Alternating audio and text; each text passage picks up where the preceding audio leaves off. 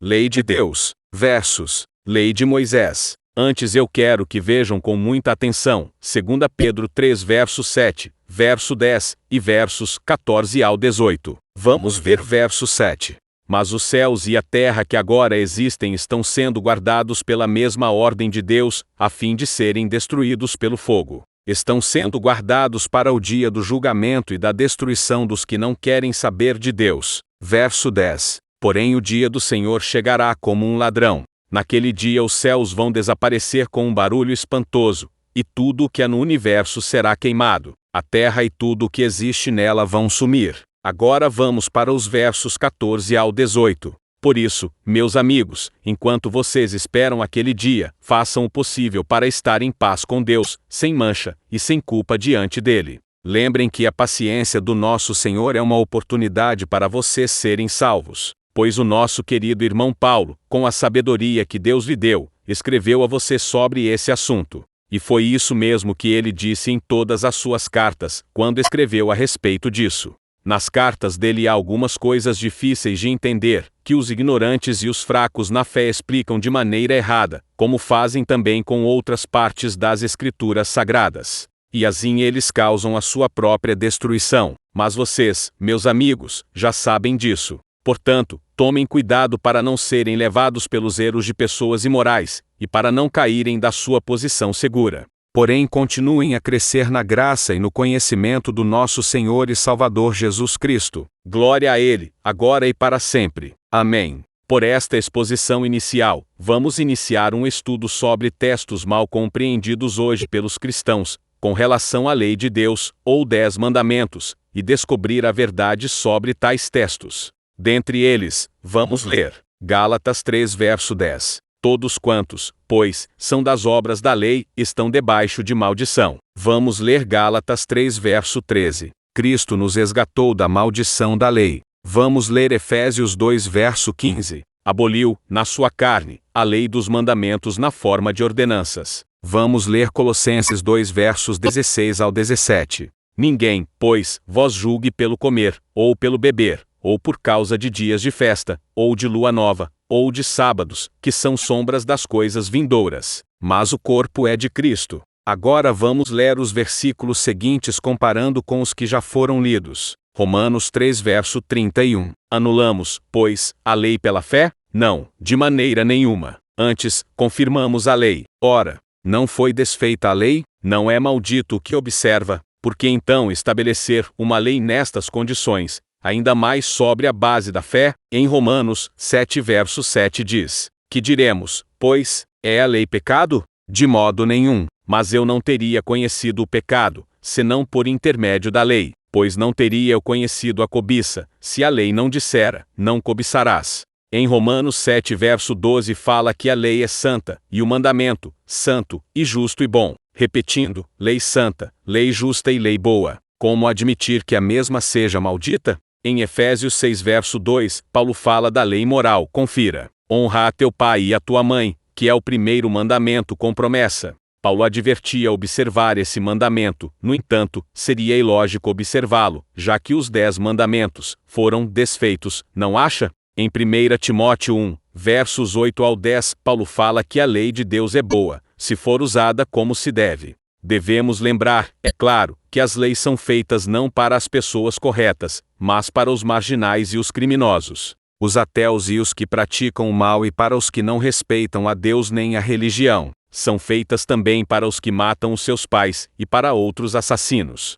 E para os imorais, os homossexuais, os sequestradores, os mentirosos, os que dão falso testemunho, e para os que fazem qualquer outra coisa que é contra o verdadeiro ensinamento. 1 Timóteo 1, versos 8 ao 10. E agora, para onde ir? É inconcebível que uma coisa maldita, desfeita ou anulada, seja boa, concorda? Até aqui, é possível ter entendido que há diversidade de leis na Bíblia. E realmente Paulo menciona muito o termo lei, nos assuntos que enfoca, de maneira ora explícita e clara, ora dificultosa ao entendimento imediato. Certo é que Paulo estabelece a diversidade de leis, realçando uma, a lei de Deus, 10 mandamentos, também conhecida como lei moral, e mostrando a caducidade de outra, a lei de Moisés. também conhecida lei cerimonial, na qual era constituída de sacrifícios, ofertas diversas, circuncisão, dias de festas. Crê boa parte dos cristãos de hoje que a lei de Deus foi abolida quando Cristo morreu na cruz. Isso ocorre porque estes mesmos cristãos aplicam ao termo lei, encontrado nas Escrituras, como a definição de todas as leis da Bíblia. Não sancionam a separação delas e discordam que haja distinção entre as mesmas. Tudo se resume, pensam, na lei de Moisés. Admitir que a Bíblia só apresente uma lei, e que tudo é lei de Moisés, não havendo, portanto, distinção entre elas, é o mesmo que dizer ser ela um amontoado de contradições. De fato, existem leis providas de Deus, que foram anunciadas, escritas e entregues por Moisés, e entre elas está a lei cerimonial, constituída de um ritual que os judeus deveriam praticar até que viesse o Messias Jesus. Êxodo 24 verso 7, Deuteronômio 31 versos 24 ao 26. Os descendentes de Abraão foram cativos no Egito, e o clamor de suas aflições foram ouvidas por Deus, e ele lembrou da aliança que fizera com Abraão, resgatando assim os israelitas do seu opressor, fazendo deles oráculos, guardiões dos estatutos divinos, e ao mesmo tempo testemunhas do poder criador de Deus às demais nações. Gênesis 17 versos 1 ao 8, Gênesis 17 versos 9 ao 14, Êxodo 3 versos 1 ao 9, Êxodo 19 versos 1 ao 8.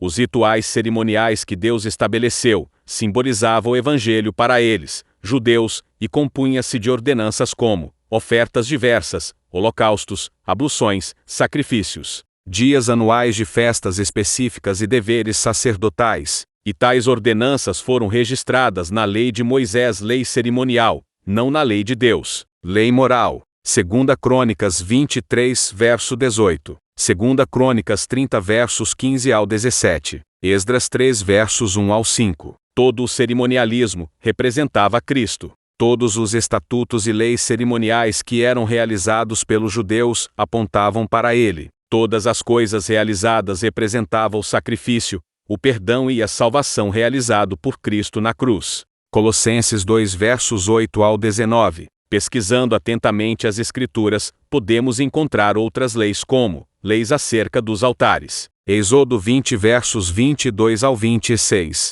Leis acerca dos servos. Êxodo 21 versos 1 ao 11. Leis acerca da violência. Êxodo 21 versos 12 ao 36. Leis acerca da propriedade. Êxodo 22 versos 1 ao 15. Leis civis e religiosas. Êxodo 22 versos 16 ao 31. Lei dietética. Levítico 11. Repetição de diversas leis. Levítico 19. Leis para os sacerdotes. Levítico 21 versos 1 ao 24. Lei do dízimo. Deuteronômio 14 verso 22 ao 29.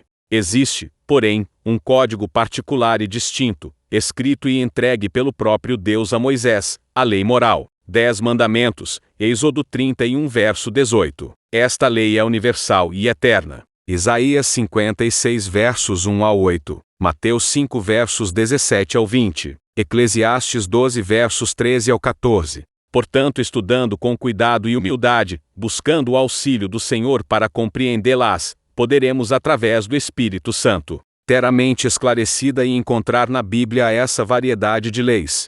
Vamos para a lei e o Evangelho. Quando os judeus rejeitaram a Cristo, rejeitaram a base de sua fé. E, por outro lado, o mundo cristão de hoje, que tem a pretensão de ter a fé em Cristo, mas rejeita a lei de Deus, comete um erro semelhante ao dos iludidos judeus. Os que professam apegar-se a Cristo, polarizando nele as suas esperanças, ao mesmo tempo que desprezam a lei moral e as profecias, não estão em posição mais segura do que os judeus descrentes. Não podem chamar inteligentemente os pecadores ao arrependimento, pois são incapazes de explicar devidamente o de que se devem arrepender. O pecador, ao ser exortado a abandonar seus pecados, tem o direito de perguntar: que é pecado? Os que respeitam a lei de Deus podem responder: pecado é a transgressão da lei. 1 João 3 verso 4. Em confirmação disto, o apóstolo Paulo diz: eu não conheceria o pecado, não fosse a lei. Romanos 7 verso 7. Unicamente os que reconhecem a vigência da lei moral podem explicar a natureza da expiação. Cristo veio para servir de mediador entre Deus e o homem, para unir o homem a Deus, levando-o à obediência à sua lei. Não havia e não há na lei poder para perdoar o transgressor. Jesus, tão só, podia pagar a dívida do pecador.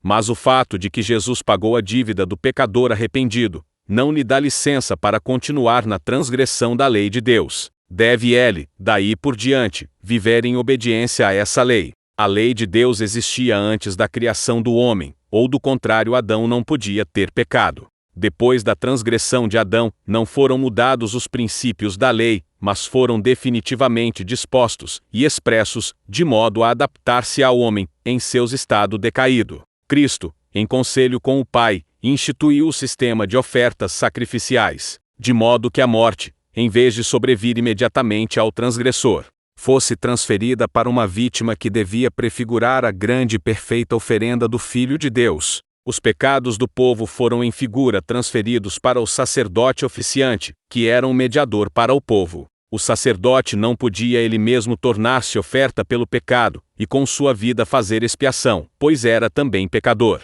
Por isso, em vez de sofrer ele mesmo a morte, sacrificava um cordeiro sem mácula. A pena do pecado era transferida para o inocente animal, que assim se tornava seu substituto imediato, simbolizando a perfeita oferta de Jesus Cristo. Através do sangue dessa vítima o homem, pela fé, contemplava o sangue de Cristo, que serviria de expiação aos pecados do mundo. Agora vamos ver o propósito da lei cerimonial. Se Adão não tivesse transgredido a lei de Deus, nunca teria sido instituída a lei cerimonial. O evangelho das boas novas foi primeiro dado a Adão na declaração que lhe foi feita, de que a semente da mulher havia de esmagar a cabeça da serpente, e foi transferido através de gerações a Noé, Abraão e Moisés. O conhecimento da lei de Deus e do plano da salvação foi comunicado a Adão e Eva pelo próprio Cristo. Entesouraram cuidadosamente a importante lição, transmitindo-a verbalmente aos filhos e aos filhos dos filhos. Assim se preservou o conhecimento da lei de Deus.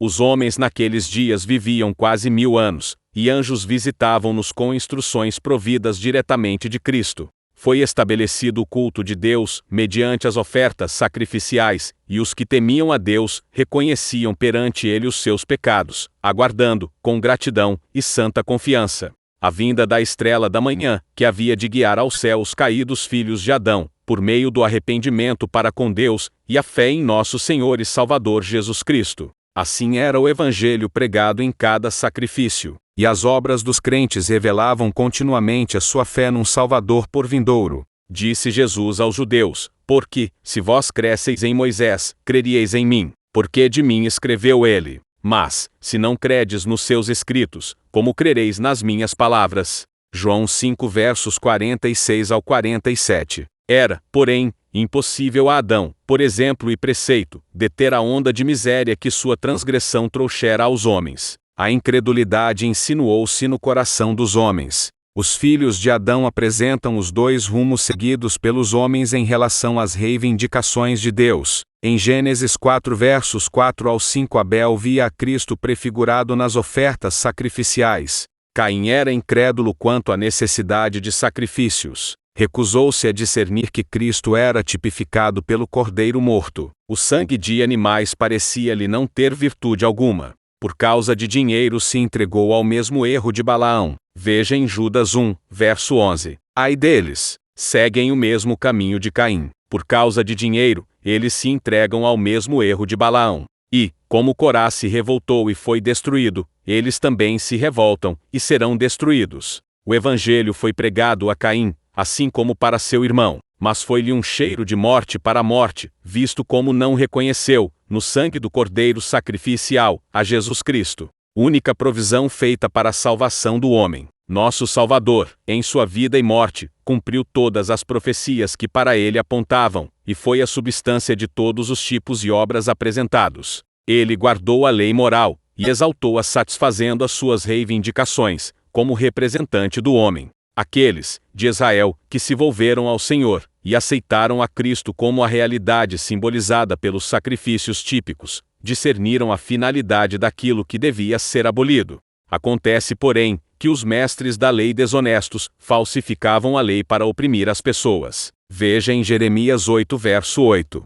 Como é que vocês têm a coragem de dizer: nós somos sábios, nós temos a lei do Senhor? Mas vejam, os mestres da lei desonestos têm falsificado a lei quando a copiam. Até a lei do sábado eles mudaram, porque a lei do sábado é a proibição de explorar o trabalho do irmão, tornando-o escravo. Todo homem tem direito ao dia de descanso para se refazer e tomar consciência de sua vida, o direito de ser livre e gozar o resultado do seu trabalho, antecipando a plena realização que Deus reserva a todos os homens. Além disso, este mandamento faz reconhecer que as pessoas dependem do Criador, e que o trabalho humano é relativo. Em Êxodo 20 versos 8 a 11 está falando que guardar o sábado é não explorar as pessoas, e nem mesmo os seus empregados. Não podemos esquecer, porém, que a lei deve servir ao povo, e não ser instrumento de opressão contra o povo. O sábado foi feito para o homem, e não o homem para o sábado. Marcos 2 verso 27.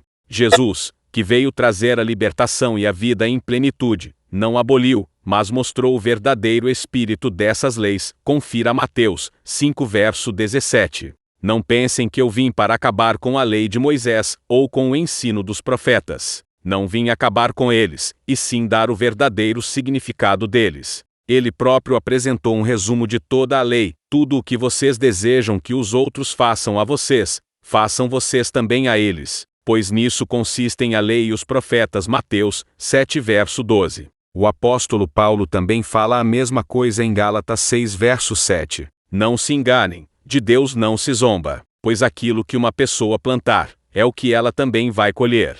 Agora as leis cerimoniais, foi anulada por Cristo. Em Mateus 12 verso 7 está escrito assim: se vocês soubessem o que as Escrituras querem dizer com eu quero de você compaixão em vez de sacrifícios de animais, não condenariam pessoas inocentes. Em Hebreus 10 verso 6 fala que o Senhor não se agrada de sacrifícios de animais mortos e queimados, ou de sacrifícios para tirar pecados. Paulo fala para deixar esses rudimentos em Gálatas 4 versos 3 ao 9. Confira. E era assim que acontecia conosco antes da vinda de Cristo. Éramos escravos dos rudimentos elementares que dominam este mundo. Mas, quando chegou o tempo certo, o tempo determinado por Deus, Ele enviou seu Filho, nascido de mãe humana, e viveu debaixo da lei, para comprar a liberdade para nós que éramos escravos da lei, a fim de que Ele nos pudesse adotar como seus próprios filhos. E, porque vocês são seus filhos, Deus enviou o Espírito de seu Filho aos corações de vocês, que clama: Abba, Pai. Assim vocês não são mais escravos, mas verdadeiros filhos. E uma vez que são filhos, Deus lhes dará tudo o que Ele tem. Antes de conhecerem a Deus, vocês eram escravos daqueles que por natureza não eram deuses. E agora que conheceram a Deus, ou melhor, agora que Deus conheceu vocês, como é possível que vocês queiram voltar atrás, e tornar-se mais uma vez escravos desses rudimentos deficientes, fracos e inúteis? Colossenses 2 versos 6 ao 10. Confira. E agora, assim como vocês receberam Cristo Jesus, o Senhor, continuem a viver nele. Deixem que as raízes de vocês se aprofundem nele, e extraiam dele a nutrição. Continuem crescendo no Senhor, e tornem-se fortes e vigorosos na fé, como foram ensinados. E que a vida de vocês transborde de alegria e gratidão. Não permitam que outros lhes estraguem a fé e a alegria com suas filosofias erradas e superficiais, baseadas em ideias e tradições humanas,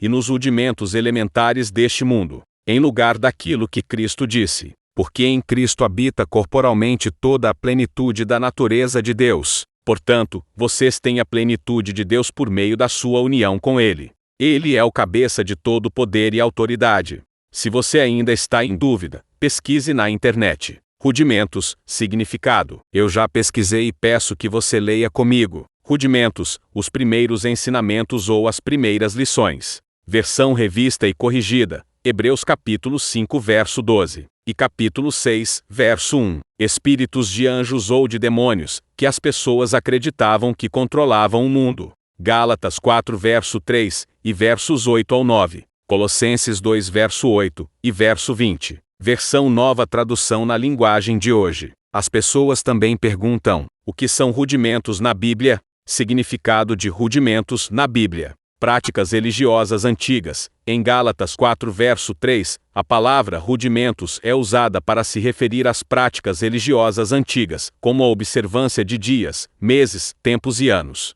Nesse contexto, os rudimentos são vistos como algo inferior e ultrapassado em comparação com a fé em Cristo. Mais resultados. Quais são os rudimentos da doutrina de Cristo? Pelo que, deixando os rudimentos da doutrina de Cristo, prossigamos até a perfeição, não lançando de novo o fundamento do arrependimento de obras mortas e de fé em Deus, e da doutrina dos batismos, e da imposição das mãos, e da ressurreição dos mortos, e do juízo eterno. Mais resultados. Qual é o significado da palavra rudimentos? Significado de rudimento. Parte inicial de primórdio, os rudimentos da humanidade. Conhecimento ou noção primeira, elementar, geral e superficial. Mais resultados. Qual o sinônimo de rudimentos? Berço, causa, início, nascimento, origem, princípio. Em 1 Coríntios 6 versos 15 ao 20 fala que Deus quer morar dentro de você. Confira. Vocês não sabem que os seus corpos são partes do corpo de Cristo? Por acaso eu vou pegar as partes do corpo de Cristo e uni-las a uma prostituta? De maneira nenhuma. Ou vocês não sabem que o homem que se une à prostituta forma um só corpo com ela? As Escrituras dizem: eles se tornarão um só corpo. Mas aquele que se une ao Senhor, é um com o Senhor em espírito. Fujam da imoralidade sexual. Qualquer outro pecado que uma pessoa cometer, é fora do corpo. Mas aquele que comete imoralidade sexual, peca contra o próprio corpo. Vocês não sabem que os seus corpos são templos do Espírito Santo, o qual está em vocês, e foi dado por Deus? Vocês não pertencem a vocês mesmos. Veja também em 1 Coríntios 3 versos 16 ao 17. Vocês não sabem que vocês são o templo de Deus, e que o Espírito de Deus vive em vocês? Se uma pessoa destruir o templo de Deus, Deus a destruirá, pois o templo de Deus é sagrado. Vocês são o templo de Deus. O apóstolo Paulo fala em Romanos 13 versos 8 ao 10, para não ficarmos devendo nada a ninguém. A única dívida que vocês devem ter, é a do amor uns para com os outros. Quem tem amor pelos outros está obedecendo a toda a lei, pois a lei diz: não cometa adultério, não mate, não roube, não deseje o que não lhe pertence. Todas estas leis e, de fato, todas as outras, são realmente uma só. Ame o seu próximo, como você ama a você mesmo. O amor não faz o mal ao próximo. Por isso, quando amamos, obedecemos a toda a lei. Jesus fala a mesma coisa em Mateus 22 versos 37 ao 40. Ame o Senhor, seu Deus, com todo o coração, com toda a alma, e com toda a mente. Este é o maior mandamento e o mais importante. E o segundo mais importante é parecido com o primeiro. Ame os outros como você ama a você mesmo. Toda a lei de Moisés e os ensinamentos dos profetas se baseiam nesses dois mandamentos. Em Provérbios 9 versos 10 a 11 fala que para ser sábio, é preciso primeiro temer a Deus, o Senhor. Se você conhece o Deus Santo, então você tem compreensão das coisas. A sabedoria fará com que você viva uma vida mais longa. Também fala em Jó 28 verso 28. E ele disse aos seres humanos: para ser sábio, é preciso temer o Senhor. Para ter compreensão, é necessário afastar-se do mal. Tem uma promessa de bênção para os que temem a Deus em Eclesiastes 7 verso 18. Enfrente cada problema que aparecer, e se você temer a Deus pode esperar que Ele vai abençoá-lo.